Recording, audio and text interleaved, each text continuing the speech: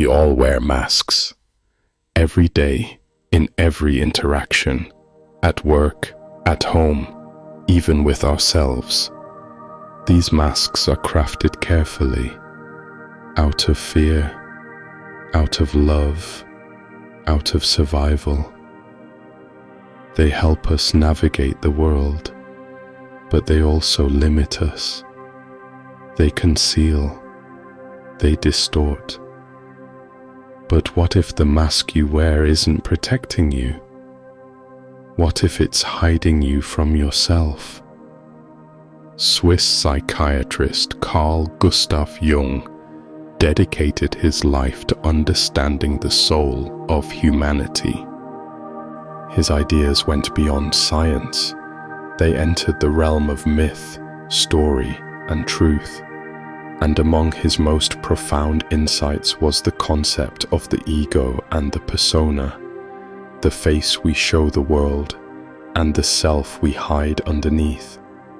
In this video, we take a journey through the layers of the human psyche, a journey to understand the mask, the ego, the shadow, and the self. This is more than psychology. This is a mirror you may have been avoiding all your life. The ego. It's a small word with a big role. In Jungian psychology, the ego is the center of your conscious awareness. It's the part of you that says, I am. It holds your memories, your sense of identity. It helps you navigate daily life, make decisions, form opinions. It gives structure to your sense of reality. When someone asks, "Who are you?" and you respond, "I'm a teacher," or "I'm an artist," or "I'm shy," that's your ego answering.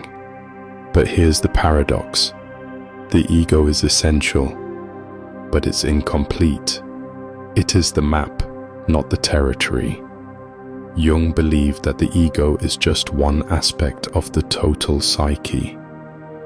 Behind it lies a vast unconscious world. Dreams, instincts, forgotten memories, and unacknowledged truths. The ego is like the captain of a small boat, convinced it controls the ocean.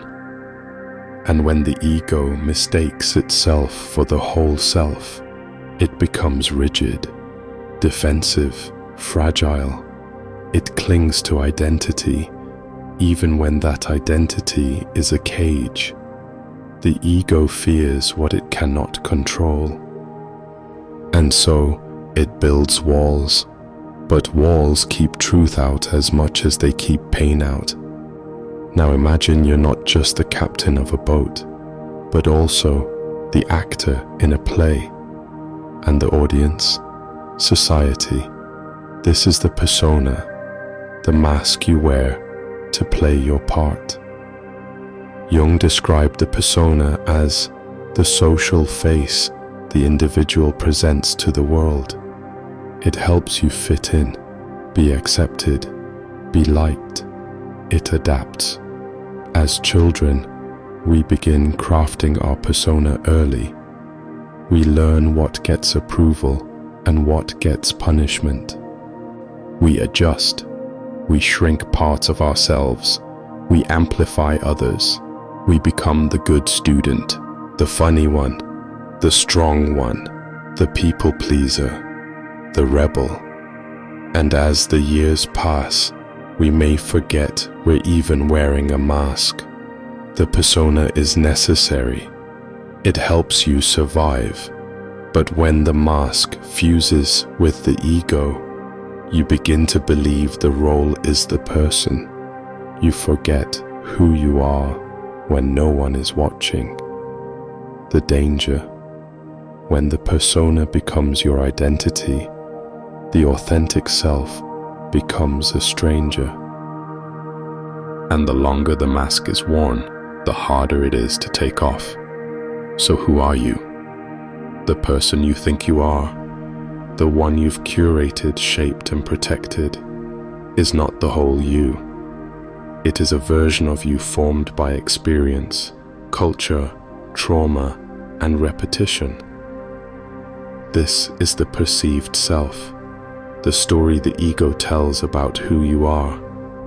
But beneath that story is the real self, what Jung called the self with a capital S.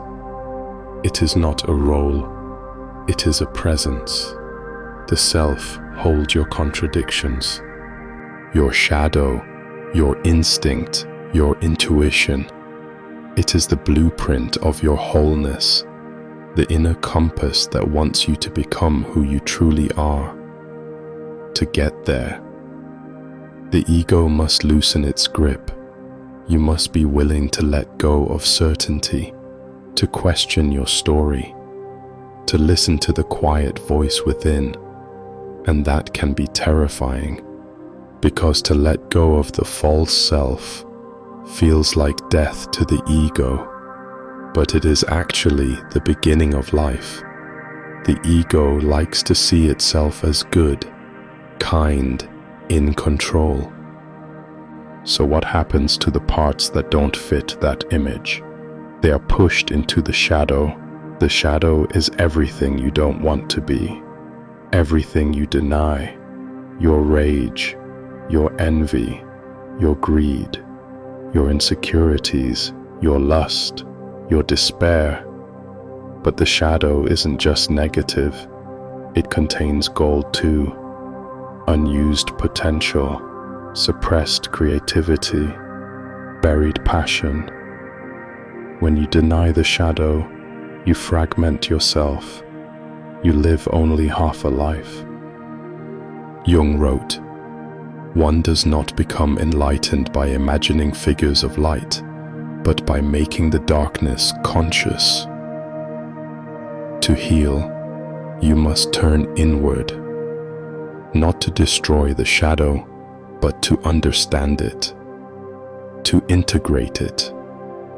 This doesn't mean becoming ruled by your shadow. It means no longer being ruled by the fear of it.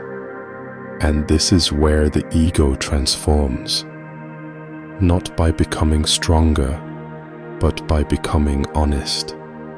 Jung called the process of becoming whole individuation. It is not the path of self-improvement. It is the path of self-becoming.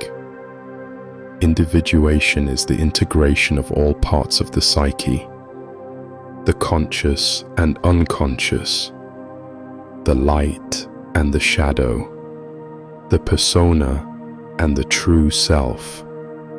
It requires letting go of the mask. It demands self-reflection, solitude, and confrontation with uncomfortable truths. It's the journey of the archetypal hero, not slaying dragons outside, but dragons within. Few undertake this path. It is not rewarded by society. But those who do often describe a sense of profound peace, a wholeness not based on success or approval, but on being aligned with their inner truth. The ego doesn't disappear in this journey. It takes its proper place, no longer the master, but a servant of the deeper self. We live in the age of the hyper-ego. Every post is a persona. Every story is curated. Every like is a mirror the ego stares into. We've created a culture of identity over intimacy, performance over presence. But the more we feed the ego, the more hollow we become. Because the ego is never satisfied. It is fueled by comparison, by scarcity, by fear. This is not freedom. It is addiction to image. And the antidote is not more noise. It is silence, not more affirmation, but contemplation. Jung's wisdom echoes here like a quiet bell. You will not find your soul in the eyes of strangers. You will find it in the shadows you have yet to face. Removing the mask doesn't mean rejecting society. It means reclaiming your wholeness. Start with small acts of truth. Speak honestly. Be still. Notice when you perform. Notice when you hide. And then ask, what am I protecting? Who am I without this role? What part of me have I left behind? Each time you ask, you peel away a layer, and beneath it, something sacred stirs. The real you was never gone, just waiting for you to look within. The word persona comes from Latin. It meant mask, but it also meant to sound through. In ancient plays, masks had open mouths so the actor's voice could be heard clearly. Your mask was never meant to silence you. It was meant to amplify your soul, but only if you remember who is behind it. Look into the mirror, look past the reflection, and ask, who am I? Beneath the mask, beyond the ego, there you are.